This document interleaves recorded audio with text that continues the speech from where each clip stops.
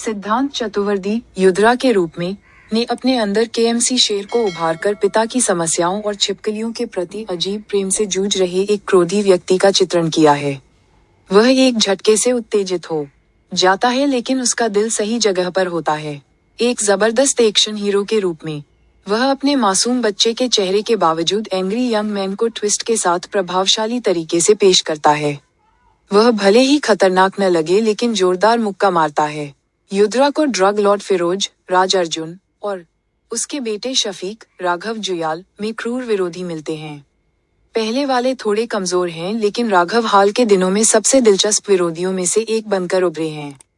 हिंसक action thriller किल के बाद डांसर से अभिनेता बने अभिनेता का एक और शानदार प्रदर्शन आया है, जो सनकी की भूमिका निभाना जानता है। राम कपूर एक संदिग्ध पुलिसकर्मी और युद्रा के पिता गजराज राव की भूमिका निभाते हैं। अत्याधुनिक एक्शन फिल्म की रीढ़ और इसकी सबसे बड़ी संपत्ति के रूप में कार्य करता है। मालविका सिद्धांत और राघव का म्यूजिक स्टोर सीक्वेंस किसी बॉलीवुड फिल्म के बेहतरीन एक्शन दृश्यों में से एक है। साइकिल पार्कोर दृश्य भी घबराहट पैदा करने वाला है। एक्शन निर्देशक निक पॉवेल, जो ग्लेडिएटर में अपने काम के लिए जाने जाते हैं, ने फिल्म पर काम किया है और एक्शन कोरियोग्राफी आपको एक कारण से तनाव में रखती है।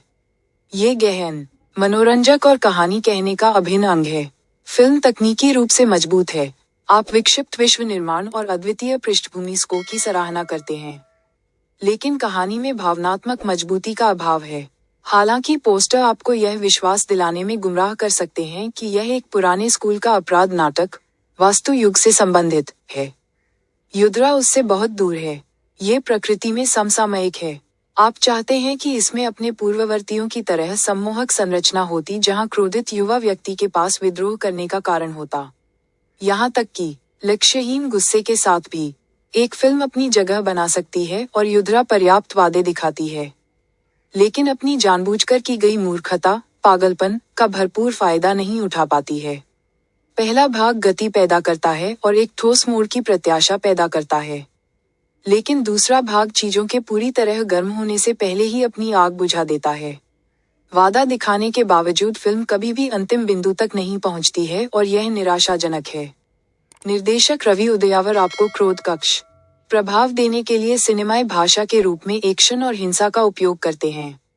शैली और स्टंट सटीक हैं, लेकिन कहानी भटकती है। पात्रों को कुशलता से बनाया गया है और उनका स्वैग ये सुनिश्चित करता है कि एक भी सुस्त क्षण न हो। सिद्धांत और मालविका बहुत अच्छे दिखते हैं लेकिन उनके बीच संबंध स्थापित करने के लिए आवश्यक केमिस्ट्री की कमी है।